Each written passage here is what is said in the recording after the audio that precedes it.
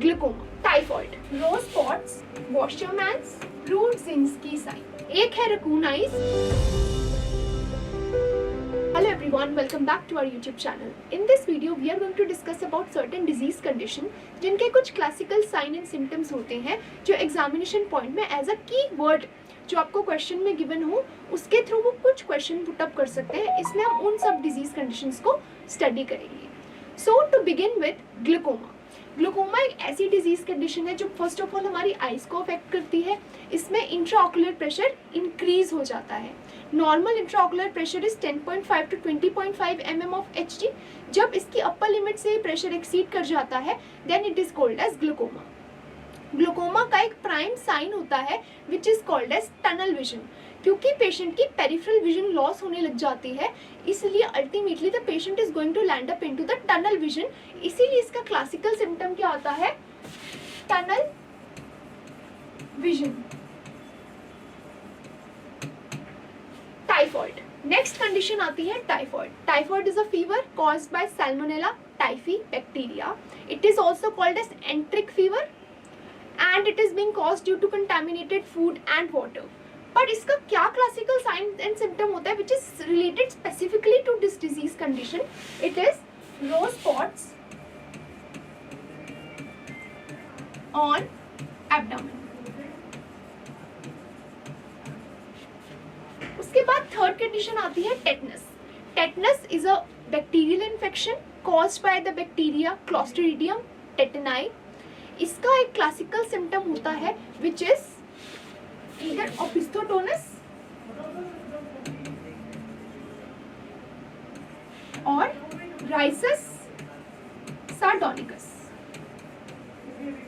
ये दोनों classical sign and symptoms है which are exclusively used for the disease tetanus. उसके बाद आता है निमोनिया। निमोनिया में क्या होता है? Rusty sputum. There is a presence of rusty sputum.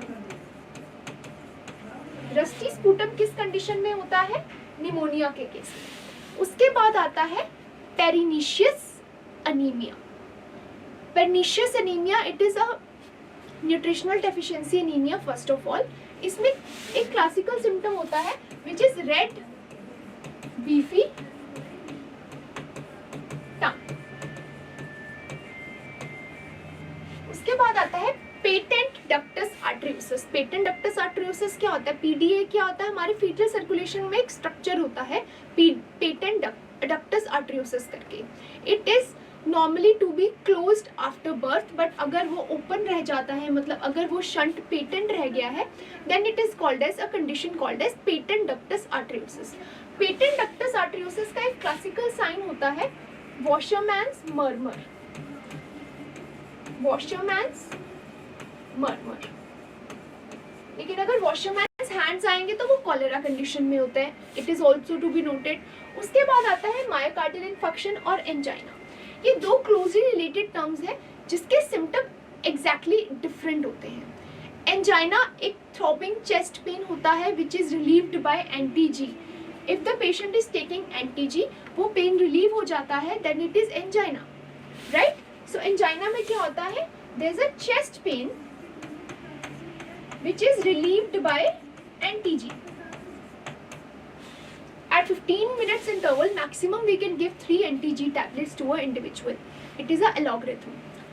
After that if we talk about myocardial infarction, इसमें एक Levine sign होता है। Levine sign indicates a crushing chest pain. But जो मायोकार्डियल इन्फेक्शन का चेस्ट पेन होता है वो एंटी-जी nitroglycerine tablet से रिलीव नहीं होता। ये दोनों क्लासिकल साइंस है of angina and myocardial infection that दोनों में चेस्ट पेन होता है। अगर वो थ्रॉबिंग चेस्ट पेन रिलीव हो जाता है बाय टेकिंग द टैबलेट एंटी-जी देन वो एंजाइना है, otherwise it is myocardial infection. I hope it is clear. Moving on to the next अब आता है मेनिंजाइटिस।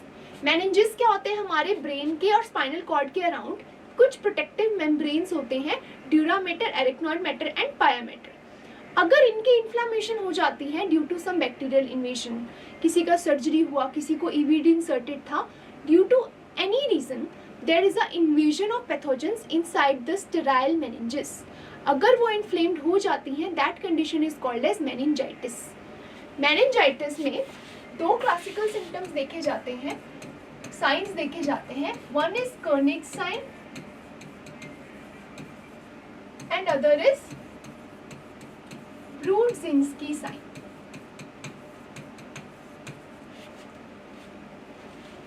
उसके बाद आता है measles.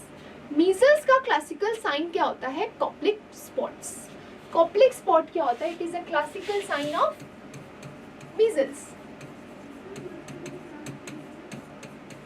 After that, in malaria, there is a stepladder fever.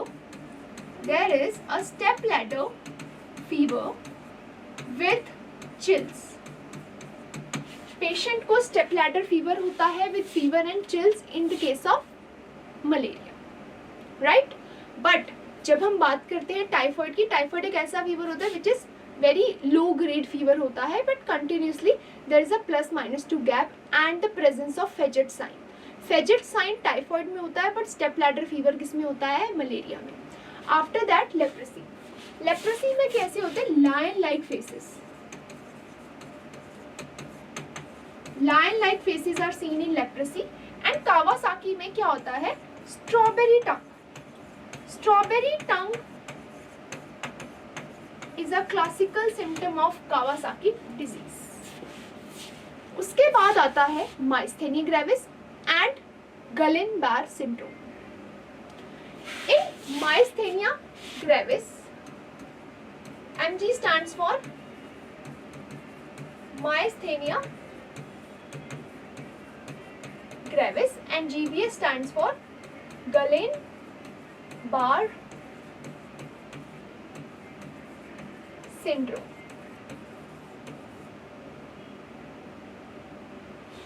Fine. अब माइस्थेनिया ग्रेविस में भी पैरालिसिस होता है एंड Guillain-Barré सिंड्रोम में भी पैरालिसिस होता है. Now what is the difference? Difference होता है, एक में असेंडिंग पैरालिसिस देखा जाता है, एक में डिसेंडिंग पैरालिसिस देखा जाता है. आई रिपीट, माइस्थेनिया ग्रेविस और जीबीएस दोनों ही ऐसी कंडीशंस हैं जिसमें पैरालिसिस देखा जाता है. बट जब किसी को माइस्थेनिया ग्रेविस होता है तो उसमें there is descending paralysis. And whenever someone is suffering from GBS, it is ascending paralysis. This is the crucial difference between these two conditions. That in both the diseases, the patient is likely to have paralysis. But अगर किसी को GBS है तो वो ascending paralysis show करेगा, and अगर किसी को myasthenia gravis है, the patient is likely to show the descending paralysis. I hope it is clear. Moving on to the Graves disease. Graves disease में आता है exophthalmos. Exophthalmos, it is a medical terminology that we use for the bulging of the eyeballs. जब किसी की bulging of the eyeballs होती है, that is called as exophthalmos. It is a classical symptom of Graves disease. Next is Cushing syndrome and Cushing's triad. अब ये दोनों देखो, जो हमने words use किए हैं, they are very closely related to each other. मतलब पढ़ने में they are similar. But the pathology is entirely different. When we are talking about Cushing syndrome, we are talking about a disorder of the endocrine system, जिसमें central obesity, जिसको trunk या फिर इसको क्या और क्या बोलते हैं, buffalo hump,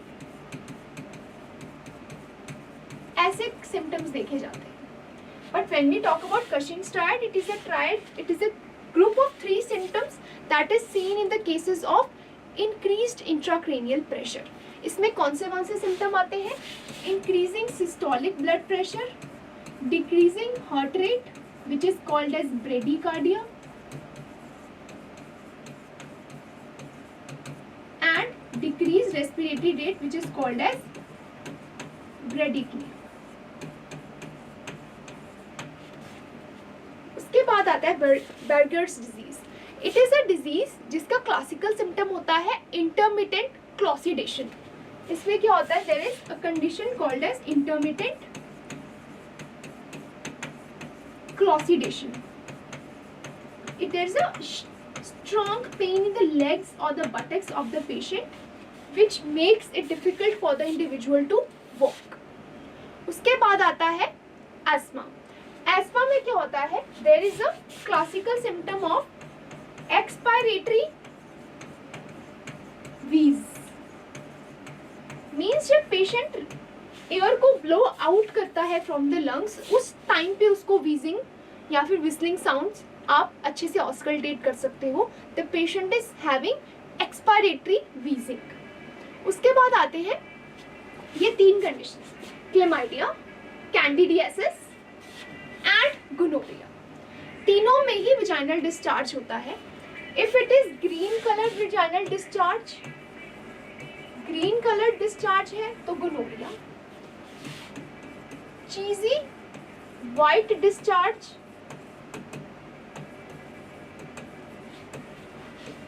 without any foul smell, then it is candidiasis. and chlamydia में क्या होता है, milky discharge with painful urination. उसके बाद एक लास्ट कंडीशन आती है इस वीडियो में, which is basilar skull fracture. Basilar skull fracture जब किसी को होता है तो उसमें 2 साइंस देखे जाते हैं. First is raccoon eyes and second is Battle sign. अब रैकून आइज में क्या होता है, raccoon eyes is a condition when around the eyes ecchymosis हो जाता है, then it is raccoon eyes. What is battle signs? Battle signs में क्या होता है, ecchymosis is seen on the mastoid bone. And mastoid bone कहाँ होती है, it is located behind the ear. तो दोनों केसेस में इकाइमोसिस होता है. बेसिलर स्कल के 2 साइंस हैं, एक है रैकून आइज जिसकी आपको इमेज अभी स्क्रीन पे दिख रही है, and the other is Battle sign which is also visible on the screen at present to you all. I hope this video was informational for you. Do subscribe for more videos and do like this video. Thank you.